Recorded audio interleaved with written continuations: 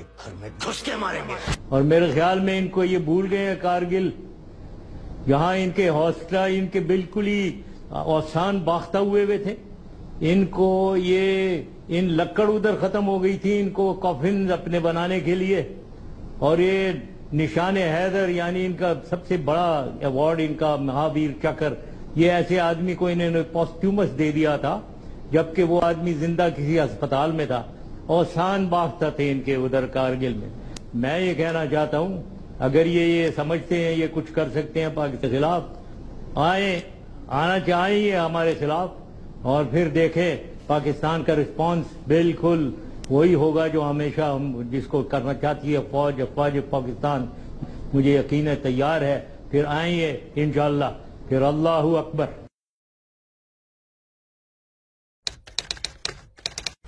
उनके घर में घुस के मारेंगे।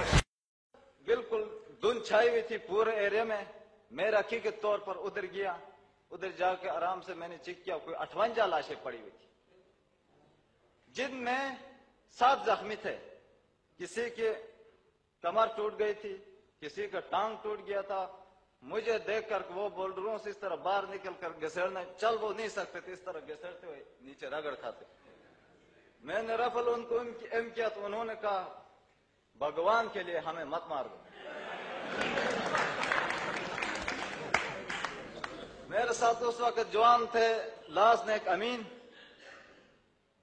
जब उन्होंने आपको उन्होंने अर्ज किया जी, अल्लाह ताला की रजा के लिए मैं आप लोगों को छोड़ता हूं, अगर आप लोगों की जान बच सकती है, आप नीचे अपना कैंप में पहुंच सकते हैं तो आराम से जाएं, घबराने की कोई जरूरत नहीं, आराम से जाएं और नीचे जाके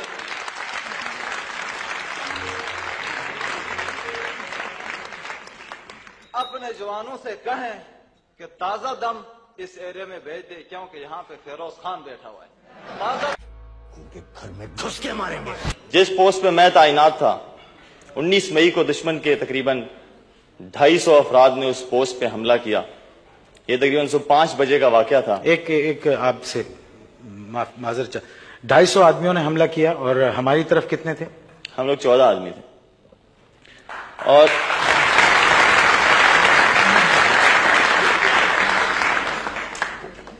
मैं ये बात फख्र से कहता हूं कि दुश्मन ने अपने 48 लाशें हमारी पोस्ट के आसपास छोड़ के भाग गया।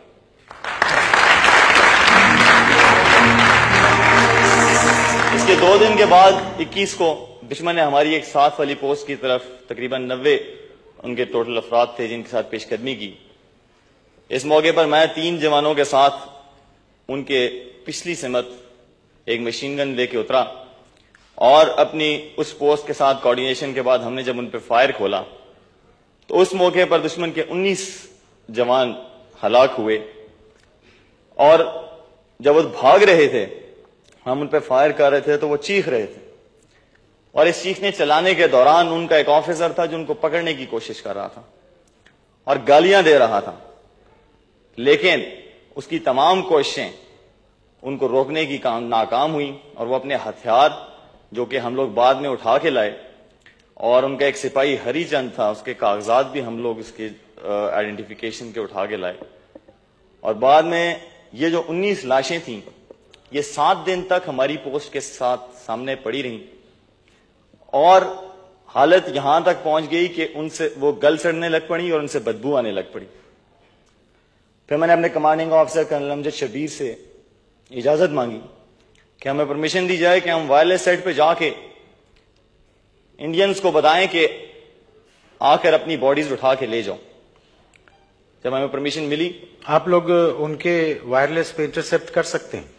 हमारे जो वायरलेस सेट्स हैं जी, और उनके वायरलेस सेट्स, अगर फ्रीक्वेंसीज मालूम हो, क्योंकि हम लोग कोशिश करते रहते थे कि उनकी फ्रीक्वेंसीज को मॉनिटर कर सकें ताकि हमें उनकी मूवमेंट के बारे में पता लगे, तो इसलिए हमें उनके जो मेन कॉल साइंस थे, जिसमें किलो 1, किलो 2, किलो 3 हमारे सेक्टर में उनका कॉल साइन था, जिसमें kilo 3 was the sector headquarter, तो हमें उसका पता था, उसकी फ्रीक्वेंसी के बारे में भी हमें मालूम था।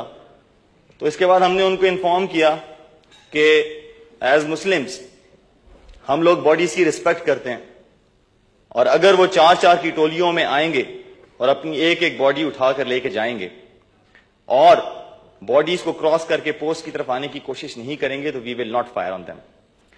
لیکن 3 دن لگاتار یہ میسج ان کو دینے کے بعد بھی وہ bodies اٹھانے نہیں آئے. Ultimately, despite repeated reminders, چوتھے دن وہ جو ہیں ڈرتے ہوئے آئے اور ایک ایک کر کے ٹارچز رات کو آن کر کے آتے تاکہ ان کو پتہ لگے کہ وہ باڈیز اٹھانے آ رہے ہیں. And finally on the 4th day وہ ایک ایک کر کے باڈی لے کر کے. سو دس واز دا کنڈیشن.